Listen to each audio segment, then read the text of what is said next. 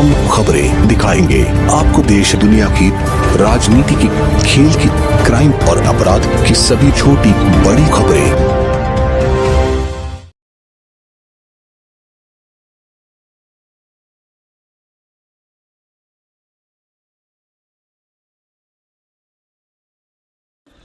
Collector के द्वारा निलंबित अधीक्षक की हुई मौत।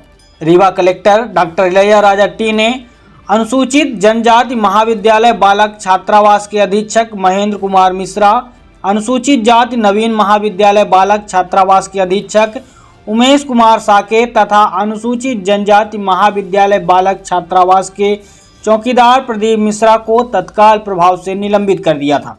उल्लेखनीय है कि कलेक्टर द्वारा गत दिनों छात्रावासों में किए गए आकस्मिक निरीक्षण के दौरान कमियां पाई गई थी। छात्रावासों में अव्यवस्था, साफ सफाई का न होना तथा छात्रों के लिए रहने हेतु अनुकूल वातावरण का नितांत अभाव सहित अन्य लापरवाहियों के आरोप में कलेक्टर द्वारा छात्रावास अधीक्षकों व चौकीदार को निलंबित किए जाने का आदेश जारी किया गया था।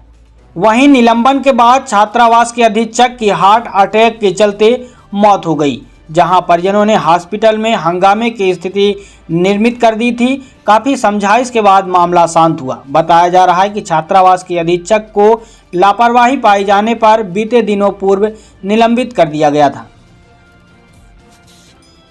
सूचना हम लोगों को प्राप्त हुई है तो इनके संबंध में पूर्व में दिसंबर 2016 में एक मामला आया था, जब बहुत सारे छात्रों ने आकर इनके विरुद्ध शिकायत की थी। तो उसके बाद डीओ ट्राइबल से हम लोग ने जांच कराई थी और एसडीएम साहब खुद गए थे उस जांच में। उसके पश्चात लेकिन इनके कार्य व्यवहार में सुधार उसके समय के बाद में नहीं हुआ और फिर एक महीने का अवसर इनका दिसंबर से लेकर जनवरी तक लगातार प्रभार इन्हीं के पास था। लेकिन फिर पुनः अभी जब 2022 में 16-17 जनवरी को कलेक्टर साहब के पास फिर से इनकी शिकायत आई और पुनः इनकी जांच की गई, लेकिन क्योंकि इनके कार्य व्यवहार में कोई सुधार नहीं था तो फिर उनके विरुद्ध कार्रवाई का निर्देश दिया गया था, उनको निलंबित किया गया था। और पूर्व में भी उनको अपने सेवा काल के दौरान पिछले अवधि में 3 बार उनका निलंबन हुआ है, 2 बार उनकी डी हुई है।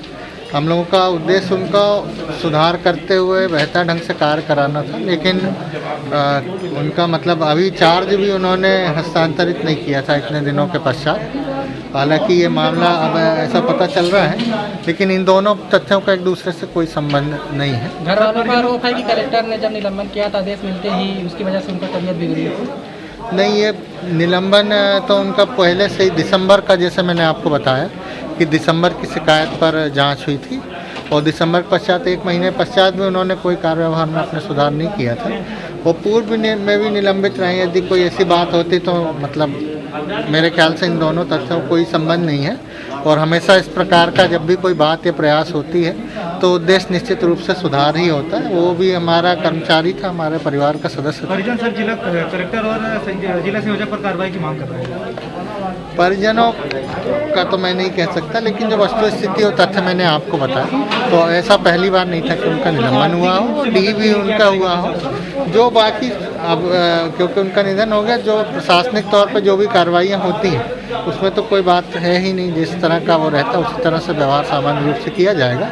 लेकिन मेरा यही निवेदन है कि इन दोनों तथ्यों का एक दूसरे से कोई संबंध नहीं है। उनका कहना है सर कलेक्टर कार्यालय के बाहर धरना देंगे कुछ देर में। देखिए, ऐसी स्थिति हम लोग नहीं आने देंगे। हम लोगों की जो जिम्मेदारी है वो हम लोग खुद से आगे बढ़कर पूरा